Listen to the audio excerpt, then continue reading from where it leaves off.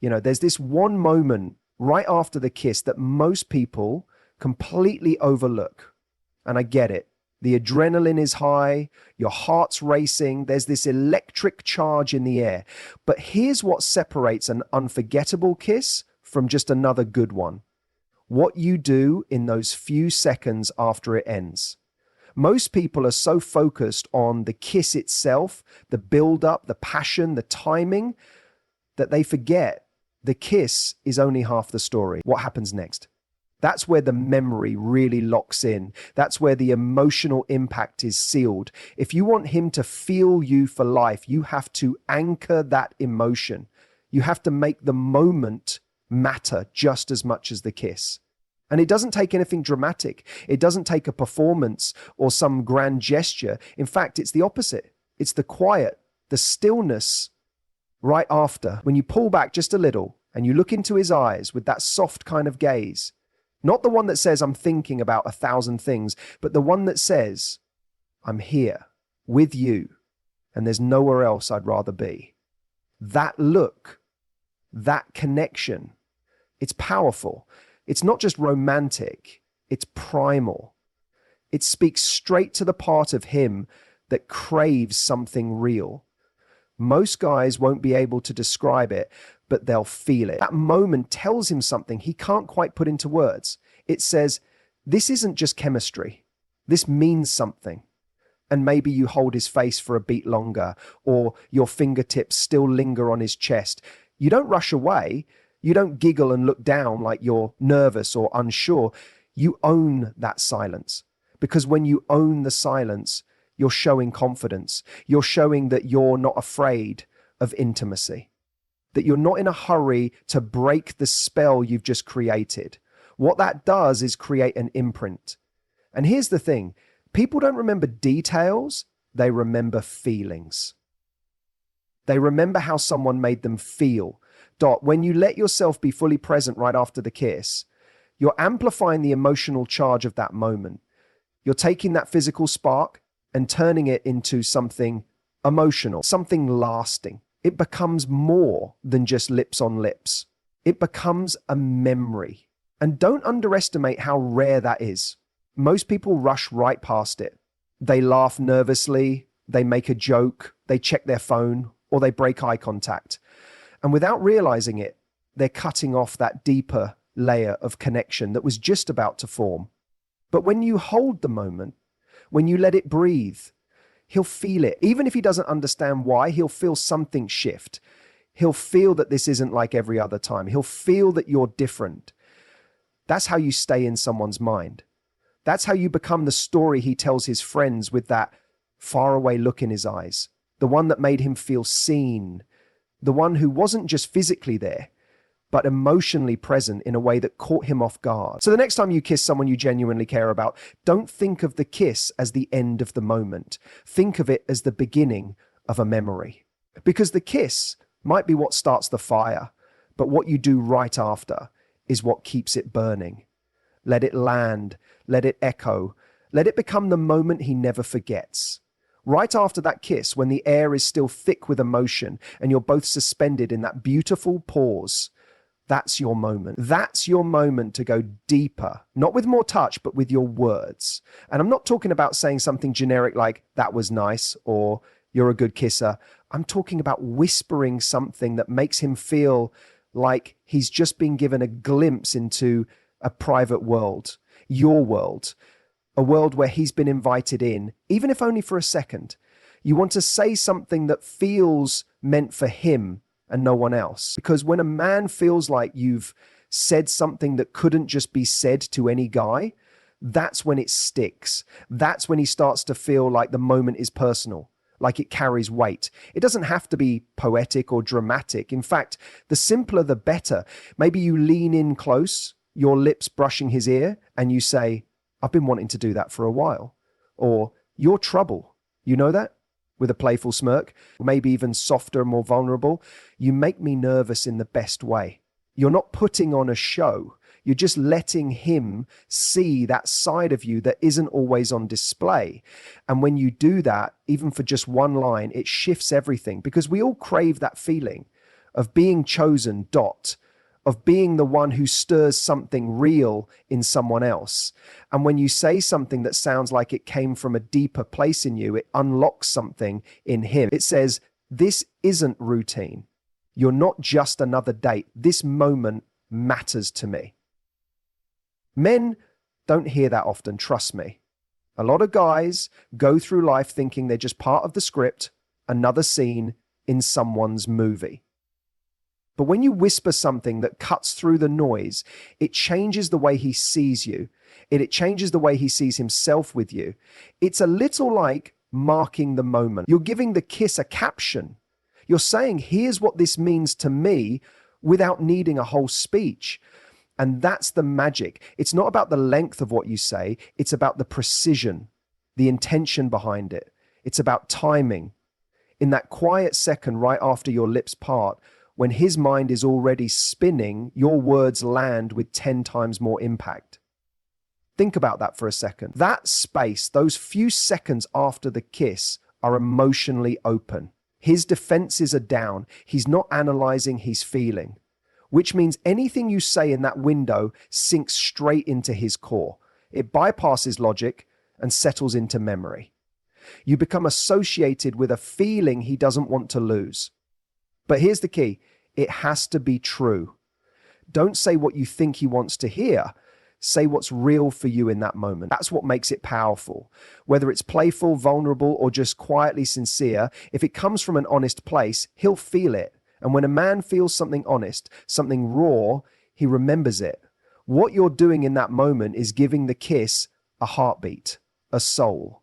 You're turning chemistry into connection. And the best part? It doesn't feel like effort. It's natural because you're already in that space of closeness. You're just choosing to let your voice be part of the intimacy, not just your body. So the next time you find yourself in that delicious space right after the kiss, take a breath, feel the silence, and then say something real. Not to impress him, not to get a reaction, but to mark the moment, to show him that you're not afraid to be seen. That's the difference between someone he kissed and someone he still thinks about.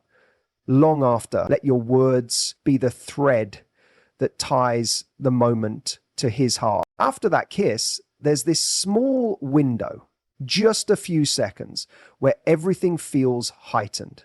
Your skin is still tingling, the energy between you is alive, and you both know something just shifted. But here's the part most people don't realize.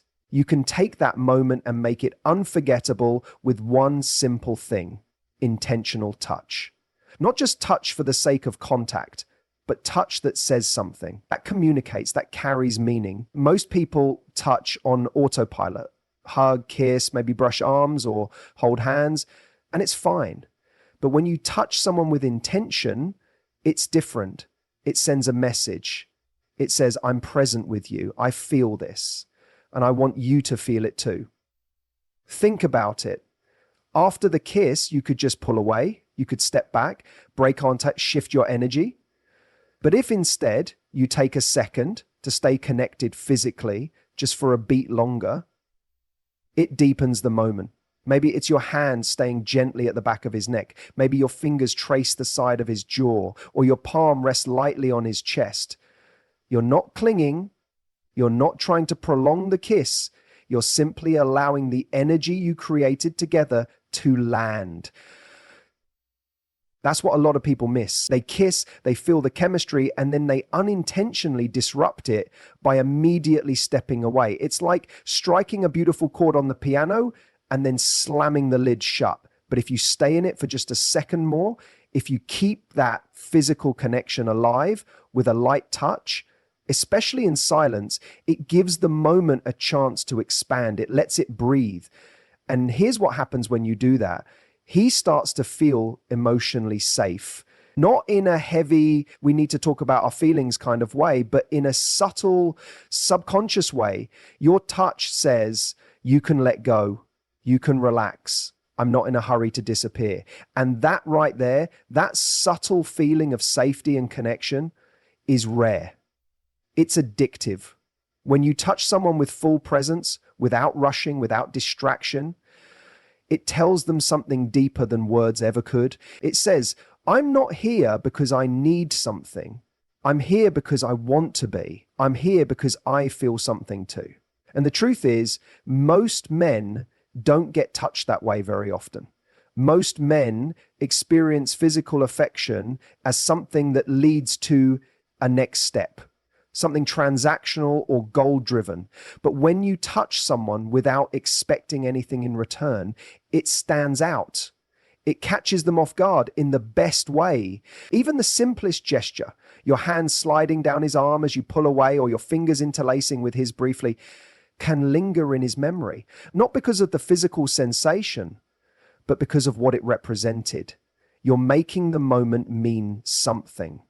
You're grounding the emotion. You're showing him that the intimacy isn't just in the kiss. It's in everything you allow yourself to feel around it. And it's not about being perfectly choreographed. This isn't about doing it right or rehearsing some romantic moving move.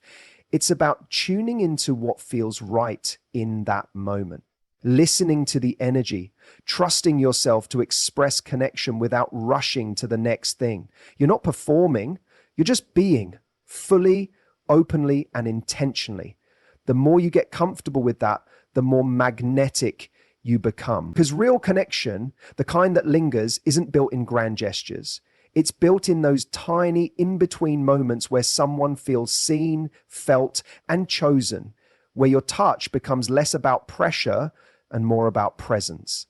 So after the kiss, don't be afraid to hold the moment a little longer. Let your touch speak for you. Let it say what your heart's too full to put into words.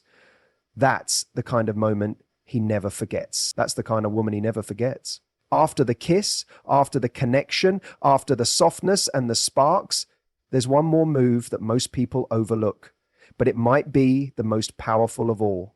It's the moment you choose to pull away, not too far, not like you're retreating, but just enough to leave space, just enough to create a little emotional tension. And that space, that's where the magic happens. You see, when you create a bit of space on purpose, it leaves him wondering. Not confused, not uncertain, but intrigued. It's like reading a chapter in a book and being desperate to turn the page, but the story pauses right there. That pause, when done with confidence, is one of the most memorable things you can leave him with. And it's not about playing hard to get or creating distance for the sake of control. That's not the energy. It's about balance. You've just shared something intimate. You've let him feel something real. Now, instead of clinging to the moment or trying to stretch it out until it fizzles, you let it breathe. You give it its own gravity. You pull away with intention, not because you're done, but because you understand that less can sometimes say more. What that does is create an echo. It gives him a second to feel everything that just happened. And in that moment, he starts replaying it in his head. The way you looked at him, the way you touched him, the things you whispered. And then just when he's about to say something or reach for more, you give him one final look. And not just any look, it's that look over your shoulder, or that glance that holds his gaze for half a second longer than expected. That confident, knowing look that says, you felt that too, didn't you? You're not asking for validation. You're not seeking reassurance. You're just letting the moment land. That last glance, it's like punctuation. You've written this beautiful sentence together, and instead of tacking on a nervous paragraph, you just end it with a full stop, a soft smile, a spark in your eye.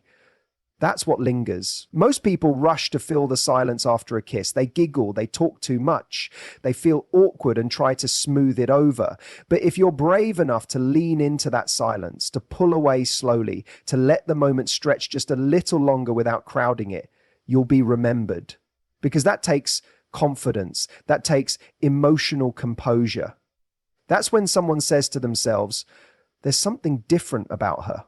You've just shown him that you're not chasing the moment, you are the moment. And that's rare, that's magnetic. When you leave him with a feeling instead of more words or actions, he carries that with him. It sits in the back of his mind and plays on loop. And you know what happens then? He starts seeking that feeling again. He wants more of it, not because you gave too much, but because you gave just enough. You've probably heard the phrase, leave them wanting more. And it's not about playing games. It's about trusting the moment to do its job. When you've given someone genuine connection, you don't need to over-deliver or overstay. The value of that moment already speaks for itself. All you have to do is trust that it will echo. So don't underestimate the power of the exit.